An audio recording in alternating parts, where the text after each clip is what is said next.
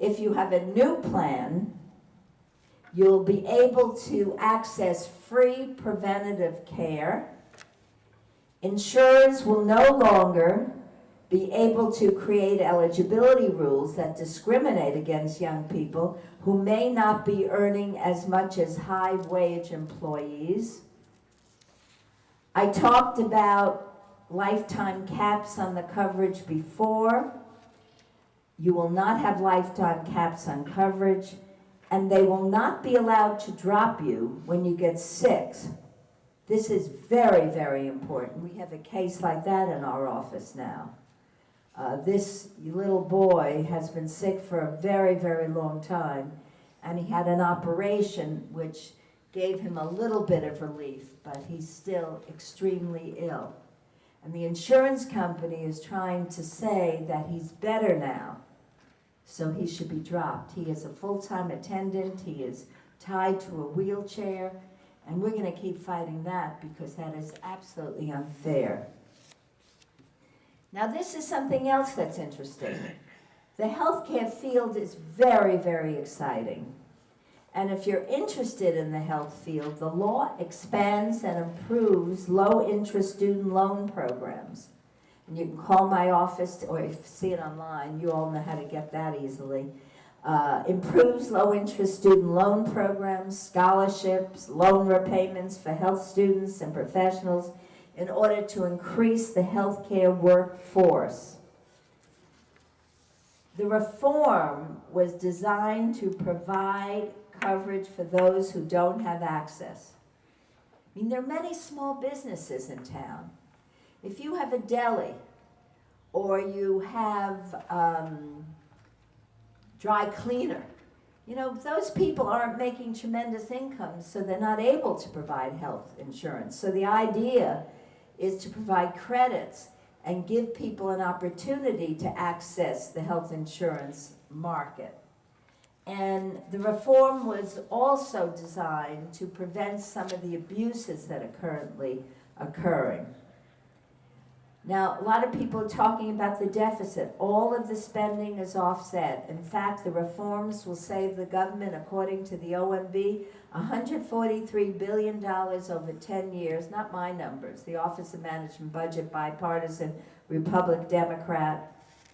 And what's most important, I am hoping we can really cut out some wasteful spending.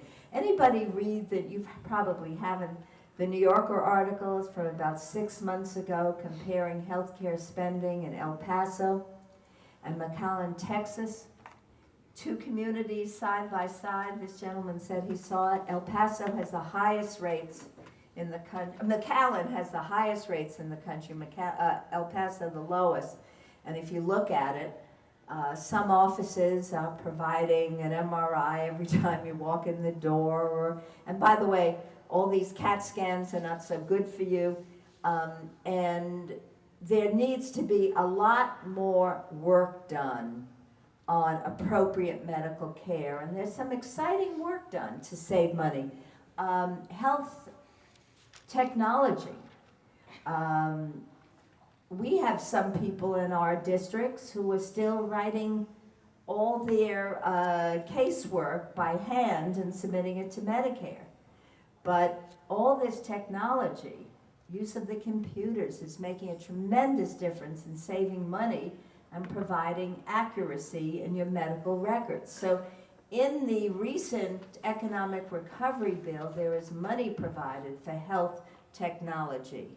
It is very, very important, and I'm hoping that we can continue to make investments because some small businesses, small doctor's offices find it difficult to pay for it.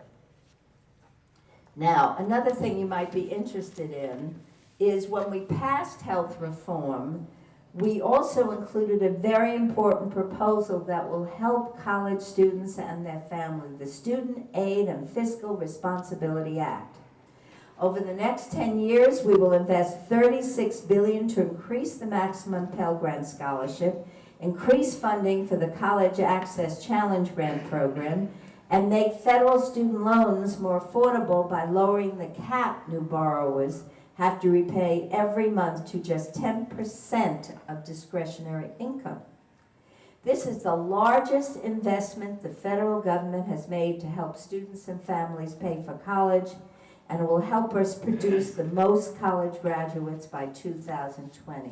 And again, if you want more information on that and you can't get it online, either Pat Keegan or Ben Craig will be happy to provide that information to you.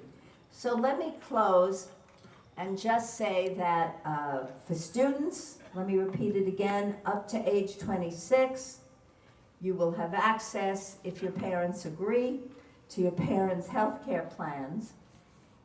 Instead of being implemented in September, most of the insurance companies allowing you to make that transition when you graduate, which is a tremendous improvement.